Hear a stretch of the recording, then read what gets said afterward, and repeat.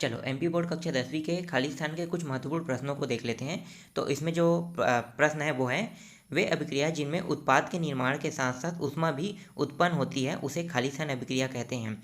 तो उसे क्या कहते हैं? ऊष्माक्षेपी अभिक्रिया कहते हैं। ठीक है, याद रखना ना, ऊष्माक्षेपी। ये जितने भी मैं आपको प्रश्न बता रहा हूँ ये सब के सब मोस्ट आईएमपी प्रश्न है। बहुत ज़्यादा चांस है कि ये सब के सब प्रश्न आपको आपके एग्जाम में देखने को मिलेगा अर्धवार्षिक के।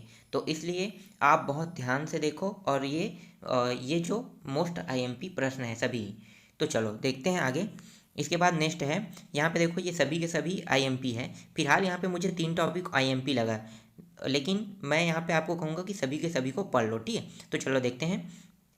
धात्विक ऑक्साइड प्रायः खाली स्थान होते हैं। तो धात्विक ऑक्साइड प्रायः क्षारीय होते हैं। ठीक है, उसके बाद देखो अधात्विक ऑक्साइड प्रायः, ठीक है, धातु होता है एक अधातु होता है। तो धातु जो होता है वो हमेशा क्षारीय होता है, और अधातु ऑक्साइड खाली स्थान होते हैं। तो ये क्या होगा? अम्लीय होगा।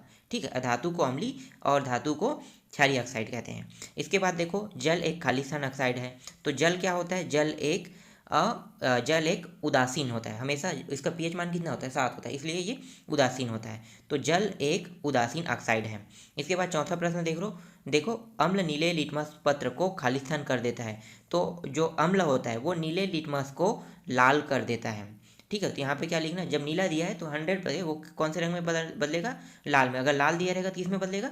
नीला में, सीधी बात। ठीक है, देखो यहाँ पे छाल लाल लिटमस को क्या कर देता है? नीला कर देता है। ठीक, ये समझ में आ गया। चलो आगे देखते हैं नेक्स्ट प्रश्न। अम्ल एवं क्षार एक दूसरे को उदासीन करके लवण एवं खाली स्थान का निर्माण करते हैं। तो अम्ल एवं क्षार दोनों एक दूसरे को उदासीन अगर कर देते हैं तो उसका पीएच मान 0 होता है, सॉरी पीएच मान कितना होता है? 7 होता है। और जिसका भी पीएच मान 7 होता है वो क्या होता है? जल होता है। तो यहाँ पे क्या आ जाएगा? जल आ जाएगा। चलो आगे देखते हैं नेक्स्ट प्रश्न। यहाँ पे अगला और है। ठीक है, यहाँ भी सभी के सभी इंपॉर्टेंट है। धातुएं प्रायः ऊष्मा एवं विद्युत की खाली स्थान होती है। तो क्या होती है? सुचालक होती है। ठीक है, धातु जो है, जितने भी धातु वो सबके सब क्या रहेंगे? ऊष्मा के सुचालक रहते हैं। ठीक है, इसके बाद अर्धातवर्धनी एवं तन्यता खाली स्थान का प्रमुख गुण है। तो यहाँ पे आ जाएगा धातु की। ठीक है, क्यों अर्धातवर्धनी मतलब समझते हो? इसका मतलब होता है जो तैन्य होता है। ठीक है, तैन्यता कह रहा है। तो इसका मतलब ये है कि अगर धातु को आप पीटते हो तो वो कभी भी टूटता नहीं है, वो क्या होता है? फैलता है। इसीलिए यहाँ पे धातु आ जाएगा। ठीक है, धातुओं को। इसके बाद है भंगुरता प्रायः खाली स्थान का प्रमुख गुण है। तो यहाँ पे भंगुरता मतलब चूर चूर हो जाना, वो किसका है? अधातु का है। तो यहाँ पे आंसर में आपको लेना है अधातु लेना है। अधातु प्रायः खाली स्थान अधातु प्रायः विद्युत की खाली स्थान होती है। तो अधातु जो है वो क्या होता है? हमेशा क्या होता है? कुचालक होता है। ठीक है, तो यहाँ पे कुचालक लेना, अचालक कुचालक। ठीक है, यहाँ पे कुचालक ले लेना। इसके बाद खाली स्थान का उपयोग थर्मामीटर एवं बैटरी में किया जाता है। तो किसका उपयोग किया जाता है? थर्मामीटर और बैटरी में पारा का, मरकरी का उपयोग किया जाता है। इसके बाद चलो आगे देखते हैं नेक्स्ट प्रश्न। तो यहाँ पे देखो भोजन तथा ऑक्सीजन को शरीर के अंदर एक स्थान से दूसरे स्थान ले जाने के प्रक्रम को खाली स्थान कहते हैं। तो ले जाने के प्रक्रम को क्या कहते हैं? तो यहाँ पे संवहन कहते हैं, या फिर उसी को वहन भी बोलते हैं। ठीक है, तो वहन या संवहन दोनों एक ही है।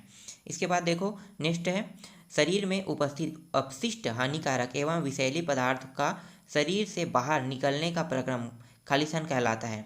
तो यहाँ पे आपको लेना है उत्सर्जन लेना है। ठीक है, शरीर में उपस्थित जितने भी अपशिष्ट हानिकारक और विषैली पदार्थ है वो अगर हमारे शरीर से बाहर जाता है तो किस क्रिया के माध्यम से जाता है? बाहर निकलने की जो क्रिया है उसको हम कहते हैं उत्सर्जन क्रिया कहते हैं।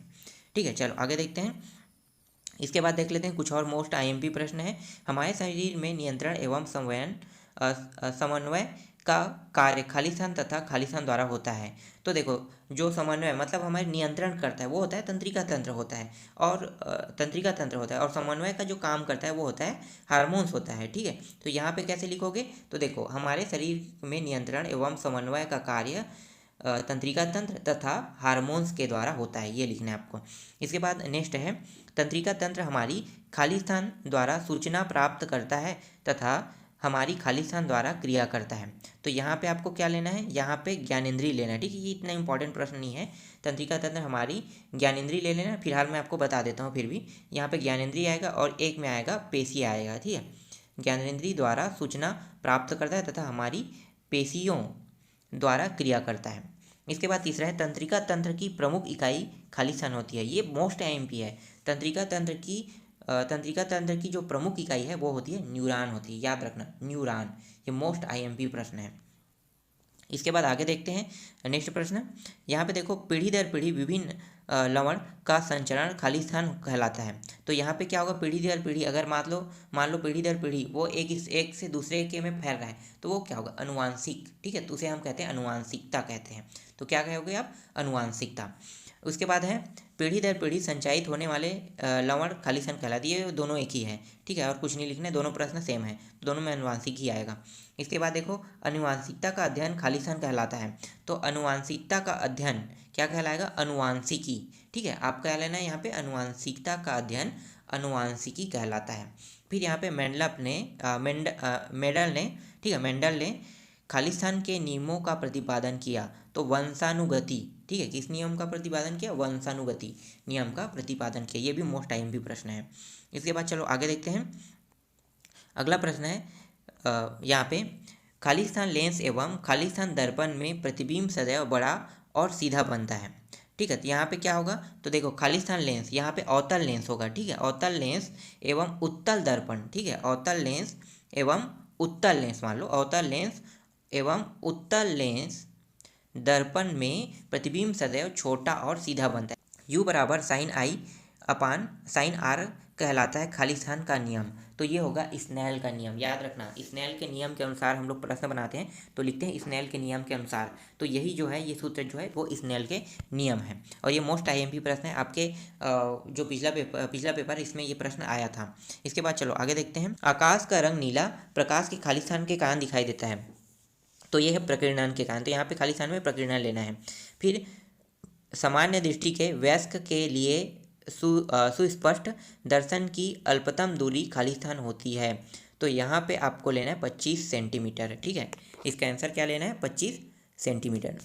इसके बाद अगला देखते हैं, नेक्स्ट प्रश्न है, सीधा एवं बड़ा प्रतिबिंब बनता है केवल खालिस्तान दर्पण एवं खालिस्तान लेंस में। तो यहाँ पे आपको लेना है अवतल और उत्तल दर्पण। ठीक है, यहाँ पे खालिस्तान में अवतल दर्पण आएगा और उत्तल लेंस आएगा। ठीक है, वही टॉपिक है जो हमने अभी पढ़ा है, वही टॉपिक है। इसके बाद देखो, प्रतिबिंब की ऊंचाई और बीम की ऊंचाई का अनुपात खालिस्तान रहता है। तो यहाँ पे क्या होगा, यहाँ पे आवर्धन, ठीक है, आवर्धन रहता है, दोनों की अगर अनुपात देखा जाए तो। फिर उत्तल लेंस का क्षमता खालिस्तान तथा अवतल लेंस की क्षमता खालिस्तान होती है। तो यहाँ पे उत्तल लेंस की जो क्षमता होती है वो धनात्मक होता है, और अवतल लेंस की क्षमता जो होता है वो ऋणात्मक होता है, याद रखना। ठीक है, अब मोस्ट आईएमपी प्रश्न पे आते हैं। किसी गोली दर्पण की फोकस दूरी उसकी वक्रता त्रिज्या की खालिस्तान होती है।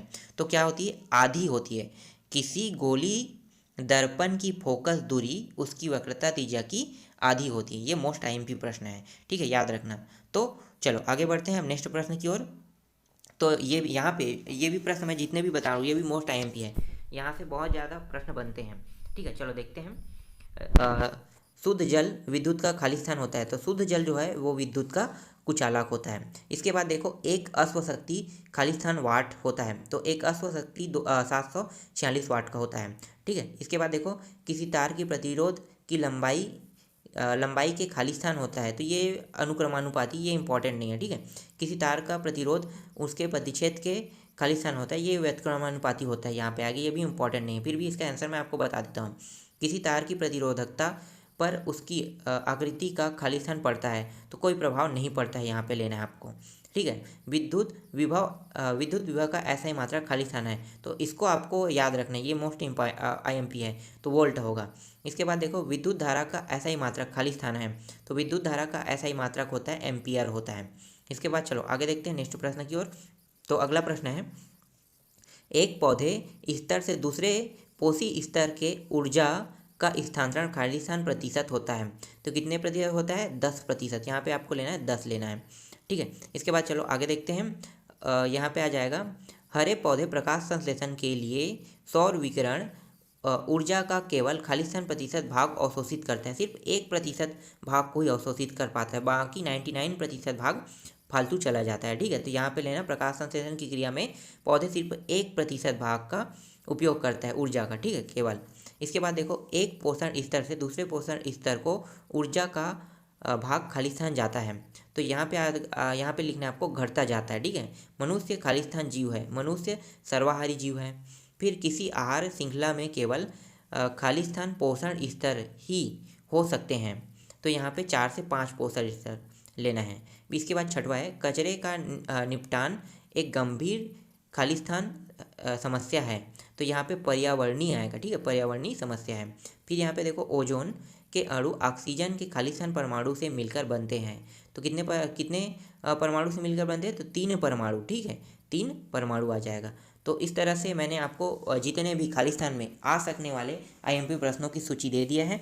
इसके बाद हम लोग नेक्स्ट देखेंगे। अभी हमारे पास सत्यासत्य बचा है और सही जोड़ी मिलाव बचा हुआ है, ठीक है, उन प्रश्नों के उत्तर भी देखेंगे।